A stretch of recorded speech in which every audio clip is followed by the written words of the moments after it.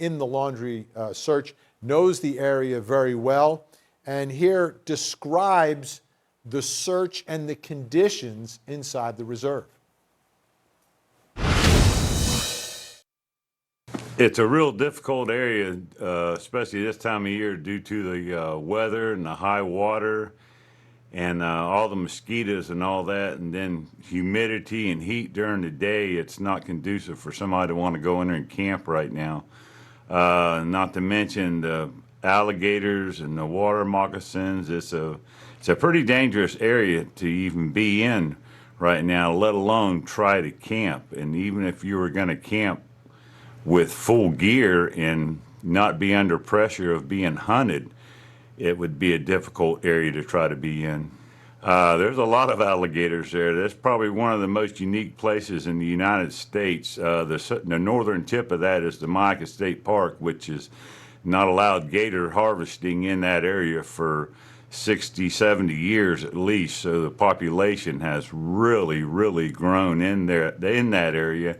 And the vast majority of them are huge alligators. And this is the time of year they're feeding right now before the cold weather sets in, because they won't be eaten. So if you're in there walking around, you're pretty much prey yourself. You have to keep your head on a swivel, and you have to look at every step you make, just not to step on snakes. I mean, it's a beautiful area, and the danger even adds to its beauty to me, but it's not a place that a lot of people go to right now that aren't aware of it. You know, it's just it's a dangerous area, but then again, I say it is a beautiful spot. When I first started my search, which I did on my own, you know, I've been working on my own. I haven't really been working with law enforcement. It's something I do on my own. I know the areas that I'd be looking at. The areas I'm looking at is places I would be hiding if I was up in there. I haven't seen the first sign of him in those areas right now, but at this point in time, he would have had to have had a lot of water, a lot of provisions just to stay this long. And I've switched my search from looking for him, if he was in there, to actually just trying to recover some DNA. It's quite possible that he has deceased, and if he has in there, he could have very well been consumed, but I don't know, like everybody else, if he is in there or if he's somewhere else. I know I'm giving it my effort to look in the areas that I would think that he would be at, and I haven't even seen a trace of anybody even in there. That is a graphic description of what could happen and what that area is like. And then I think about Brian Laundrie, and I understand he's an outdoor enthusiast, and I know he's a barefoot hiker, and I know he was living the van life and all of that. But that sounds a little rough. That sounds a little bit beyond what he would be prepared for. Yet, it seems that there is still a concentrated search in that area, in that Carlton Reserve. Let me bring in my guests and see what they think about all this.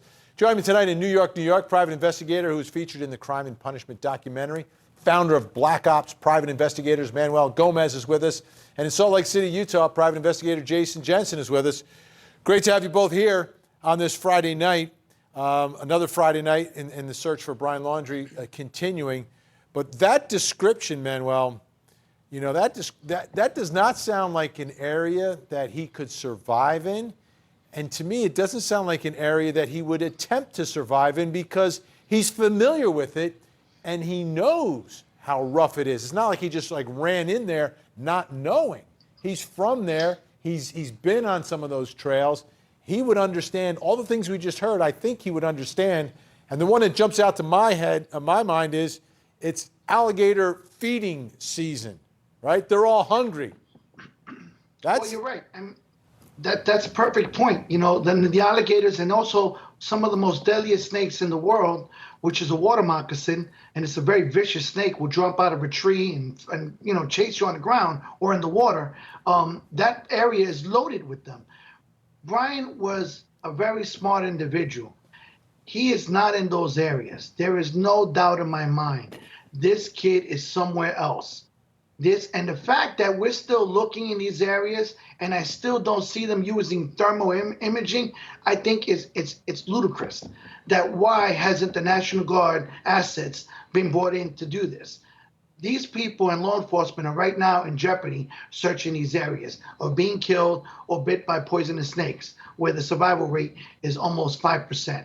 So, we need to refocus our areas, like the fact that they changed the dates of when they last saw him. The fact that this family had the vehicle loaded up with supplies on the 11th. Brian Laundrie, in my professional opinion, is not there. And you just heard that man say as well, he finally believes it. What is law enforcement doing? Why are they not looking other places? It's just blowing my mind. Jason Jensen, and obviously a high-profile case like this, you get calls from all over the world of potential sightings, and the bottom line is most of them are not sightings of Brian Laundrie. Might be someone that looks like him, but he can't be in all these different places at once. But what I just heard from Jamie Hooks, who knows that area so well, I'm with Manuel on this one. I am, as each day passes, I believe it's less and less likely that he spent any time there, knowing what we now know about how dangerous this area is. It's not a place to casually sleep at night in. I mean, how could you even close your eyes at night knowing all those things that are going on in that area? Oh, exactly. I would think that the only way I would dare live at night in that environment is in a cage, mosquito netting, and a loaded gun. And I can't imagine after all these weeks that he's there or that he was ever there. I'm with Manuel. The thing that I see that transpired yesterday that they put Chris Laundrie in with them is as a tie up any loose ends, because they went out there on verbal references and location. So they wanted to make sure that where they went and where they concentrated their search is consistent with what Chris Laundrie knows of his son's interest and his, the places that he would frequent in the past. And Manuel was so right, the danger for the officers who are doing this search. I mean, that entire environment that was just described to us is the environment where they've got to search, where they're going day after day here, trying to find Brian Laundrie. Let me ask you, Manuel, because you've been involved in a lot of searches, and this is now like a manhunt, right? And it's a huge headline and will continue to be one. Will there be a point, though, do you think, when it is scaled way back? Like, how much time does someone like Brian Laundrie have to sort of wait it out before the heat is off? That's a great question. And I will tell you the answer to that is usually between 2 to 3 months. After that, law enforcement will realize that they've exhausted all avenues and that now the threat to the law enforcement personnel has outweighed the benefit of catching the actual killer. So I give this about another 3 weeks before they start pulling back resources from these parks and focusing on other areas. And another thing, in my experience in hunting down terrorists and serial killers, and I've done this on 2 continents in the military and as an investigator, I found that these type of killers all have traits in common. And Brian Laundrie doesn't have those traits. For example, all serial killers usually be antisocial behavior, total lack of empathy, shallow in emotions, lack of guilt, egocentric and grandiose, lack of responsibility, and usually victims of child abuse. We have people out there right now saying that he's a serial killer, and there are people manipulating the media, claiming to be subject matter experts in this area who nothing about it, need to stay in their lane, and continue to hunt down, bounty hunting people for parking tickets. This is not about getting a reality show. This is about hunting down a person who did a crime of passion. I don't think he's a serial killer. I think Brian is on the run, hiding in an area that his family helped him and facilitated him with the supplies they provided him with, and that Brian is out there, literally, I would say, watching Courttv and the news to see what the law enforcement are doing to hunt him down. Again, this was a crime of passion, and you know what? It's gonna scale down within, I would say, another 30 to 40 days, because they're gonna realize they're just burning resources and areas which they should need to stop looking at, because there's no way he's gonna be there. And I just have to, I got to get it on the record, Manuel. You know I have to do this during the show. Brian Laundrie has not been charged with killing anyone. He's not been named a suspect. He's been named a person of interest. He has been indicted for illegal use of a debit card. And at this point, Brian Laundrie's parents, according to the attorney, have cooperated to a certain extent, and they say they have no idea where Brian Laundrie is, and they did not help him get away. Jason Jensen, let me play something for you. This is Josh Taylor, the public information officer for the Northport Police, who was on with Don Lemon. And the issue that came up was, why are we looking for Brian Laundrie? Like, how did he go missing to begin with? Why wasn't he being followed and watched? Let's listen to his answer. I mean, the guy goes for a walk in the Carlton Reserve. He's not wanted for a crime. I mean, what are we supposed to do?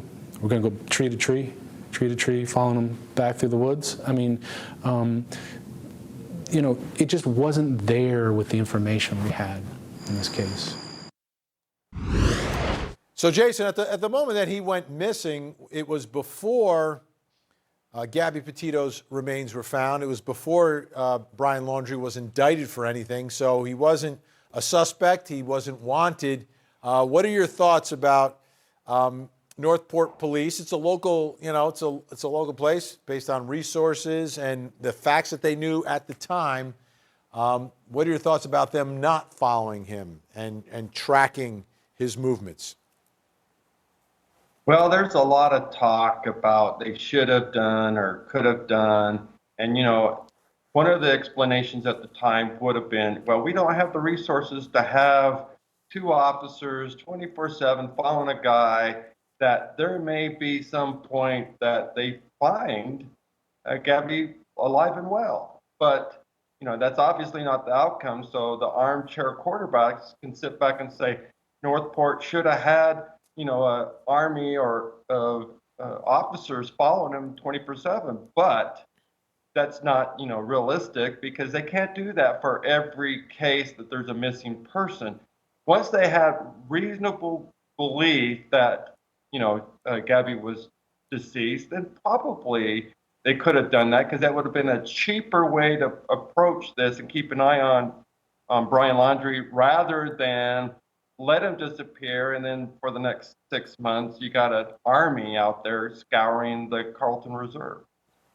Yeah, man. Well, Jason makes a great point that the irony of a potential lack of resources on the front end, you're using a lot more on the back end. But I understand, you know, where we were in the case when this happened. Things developed, and we are where we are now. But I'm interested in your thoughts about the way local police handled this out of the gate. Well, unfortunately, they handled it like everyone else handles it across the United States, and that is lack of action. As you heard before in the other cases, most of the time, they don't do anything for the first 72 hours. Now, I'm not throwing the ball and blaming Northport. This is something that happens nationwide. We need to change our standard operating procedures. We need to start taking actions like it's a felony arrest that same day, rather than waiting 72 hours. As they said before, it's crucial within those first 96 hours that law enforcement is taking action. But the fact that, again, like in this case, when we had Long Island getting on Northport's case for them to take action, I mean, it's disappointing, you know, but I hope the only good thing that comes out of this case, besides capturing Brian and you know, bringing some type of justice to the Petito family, is that we change the procedures so that this doesn't happen again. So lack of action by law enforcement agencies nationwide. I'm not going to just blame Northport, because it happens all the time in New York, Miami, Colorado, all throughout the United States. And I'm licensed in 10 states. So I'll tell you, I've seen this in 10 states, and I can guarantee it's happening in the other ones. We need to change our protocol and our procedure. And I hope Gabby Petito's case does that at a minimum. Okay, Manuel Gomez, Jason Jensen going to stay with us. When we come back, we're going to open up tonight's unsolved case file. It involves a geologist, 24 years old, goes missing in Arizona in the desert, but they find his car and some other evidence. Well, the family's private investigator who's looking at this whole thing will join us to bring us up to speed as to what he found and what police missed. We'll be right back.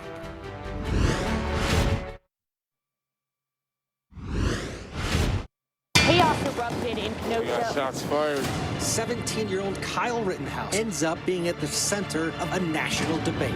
People are dug in on both sides. Kyle Rittenhouse is the hero of Kenosha. Free Kyle Rittenhouse! There were those who saw him as an armed vigilante. Justice is going to be served to you. Chaos in Kenosha, the Kyle Rittenhouse case. A Courttv special premieres October 24th, only on Courttv.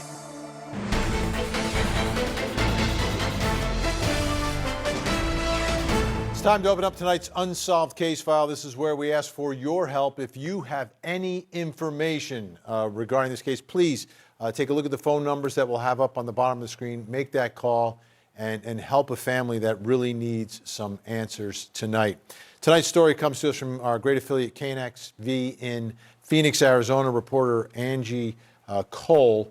And it all involves a 24-year-old geologist who went missing. His name is Daniel Robinson.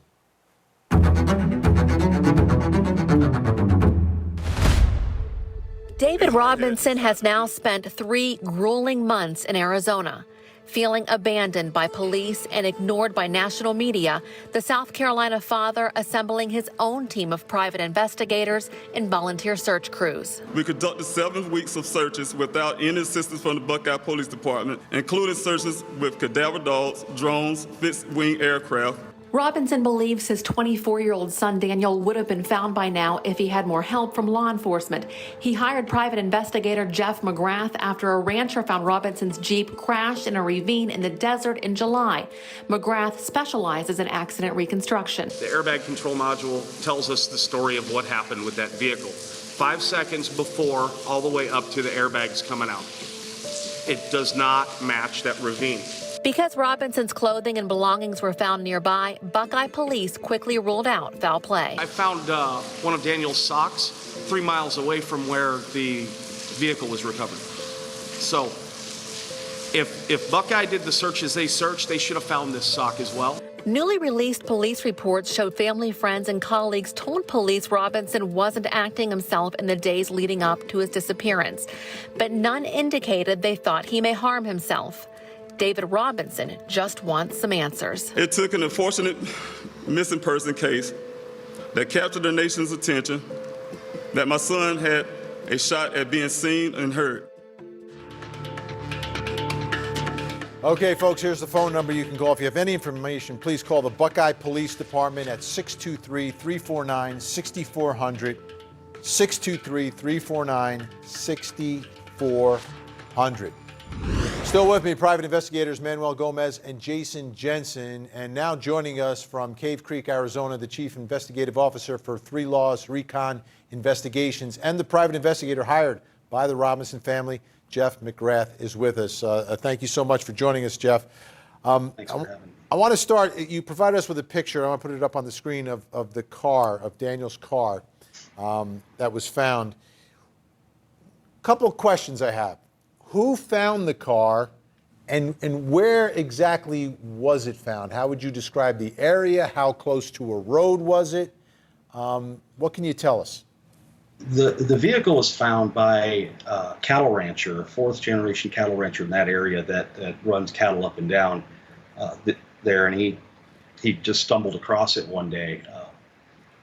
The area it was found in, it's kind of remote. It's about a half mile off of where you would take a 2-wheel drive vehicle. You hit a point to where you'd need a 4x to get beyond that. It was about a half mile into that.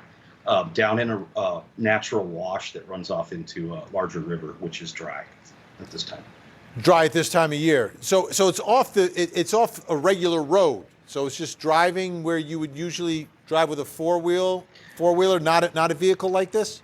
Or was this a four-wheeler? No, his vehicle was four-wheel drive, but it wasn't off a regular road. There's a dirt access road that comes in off the main road. And if you take that road back about 4 miles, you hit a water retention basin. And that's about as far as you can go unless you have an off-road type vehicle. And the vehicle was found about a half mile beyond that water retention basin.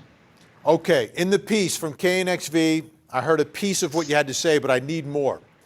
You said that what you found and recovered there tells a different story about what happened to the car and what happened to it versus how it was found in that ravine. Explain to me what you were able to determine and how that is different than where this car was actually found. What I was able to determine, well, first of all, I'm an accident reconstructionist by trade. That's my specialty. That's the reason I was called into this, because they found the vehicle. As soon as I saw the first picture of the vehicle down there in that ravine, I noticed some damage to it that didn't look like it came from that area. So upon further inspection, I went with my team to download the airbag control module from the vehicle. Buckeye Police Department had already downloaded that, and they provided me with the copy. There's no sense in both of us doing it because we're going to get the same thing. So they provided me with the copy, and they said basically they're done. They don't have an investigation. And I turned about 3 pages into it, and I noticed there was a problem right away. My team and I broke it down, and the ignition was turned over an additional 46 times after the airbags deployed in that vehicle. There was 11 additional miles on that vehicle from the time the airbags deployed. Whoa. Explain that to me. Are you saying that after this vehicle crashed, that it was driven another 11 miles? And we have it because it stamps the mileage of the airbags. Oh my goodness, I think we're losing your connection, Jeff. Okay, let me go to Manuel Gomez. That's huge. That's a huge fact. We're going to try to get Jeff hooked back up here. But after the airbags are deployed, 11 more miles driven by this car, something's up here, Manuel. Well, it tells me, first of all, I'm glad that this investigator got involved and went through the sheets, because the cops dropped the ball and realized that was a problem. And it was right there in front of them. Second, all right, the fact that it had 11 additional miles tells me that car was dropped there and staged as an accident that occurred, but it wasn't at that location. The fact that he found a sock 3 miles away tells me that this kid has most likely been taken because, and I hate to say this, I hate to pull the race card, but you got to remember, Buckeye is 70% of a Caucasian town, and Caitlin, if I remember correctly, is a Caucasian girl, and here's this young African-American pursuing her, and I think somebody said, you know what, let's teach him a lesson and take him out there. That's where the indications of this case is looking at, okay? But there's no doubt in my mind that accident scene where the vehicle was recovered is not the location where the actual accident happened, and that all the indications show that scene is a staged scene. That's my professional opinion on this case. All right, I think we've got Jeff McGrath back. We lost your signal there for just a moment, Jeff. Our apologies. So at the ravine scene where the vehicle is found, what else was found? His clothing was there? Were these the clothes that he was wearing? Was it extra clothing, his cell phone? What else did we find at the scene where the car was? Well, his clothing that he was wearing, that he was last seen in at the job site, which was about 3 miles away from there, is what was located just outside of the vehicle. And they weren't laid in a nice, neat pile like I've heard other reports say. They looked like they were pulled off. The jeans were inside out.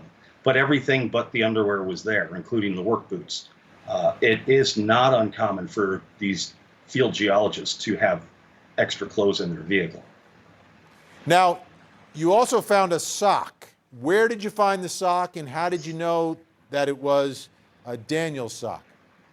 Well, I have on my team. I have a cold case homicide detective that when we take an investigation like this, we start at the highest level as if it were a homicide investigation, and then we can loosen it up as we go along. So we started processing the area from the last place he was seen and working our way back to where the vehicle was. And there's about a 3-4 mile distance in between there, depending on how you drive it. And about a half mile from the location he was last seen, I found that sock that you just had up on the screen at the bottom of a creosote bush. Jason Jensen, the more I hear about this story, the more I believe there's a lot more to this story. Yes, yes. In fact, I have more questions than answers just listening to, the story so far. But given the fact that the vehicle was driven 11 miles, it makes me wonder if, like, for instance, Daniel went out there and had an accident, and then he was, had a head injury and was trying to get back or trying to keep driving, and then something happened to him afterward. Because we can tell from looking at the car, there was a right side rollover. We see some substantial impact at the windshield. So I wonder if there was head trauma inside. Just from the photos themselves, I don't see any evidence of foul play. But that's where I would start from is, was this an accident? Where is Daniel's, where did Daniel end up? Did he try to walk after the car couldn't drive anymore? And did he run into a predator or something? Was he attacked by something out in the desert? Jeff, we're out of time here, but was there any blood found by the car? No, there was no blood or any indication of any injury inside the vehicle. Seatbelt was worn to whoever the occupant was driving. So yeah, it could have been Daniel, it could have been someone else, but there's just, as the other investigator said, there's a lot of unanswered questions here that need to be found out, and hopefully I'll find them. Absolutely, and I hope you'll come back because we're going to stay on the story. Yes. We will continue to cover this until there is an answer for Daniel's family. Jeff McGrath, thank you so much. Manuel Gomez, Jason Jensen, appreciate your time tonight. Thank you. Still ahead. Thank you.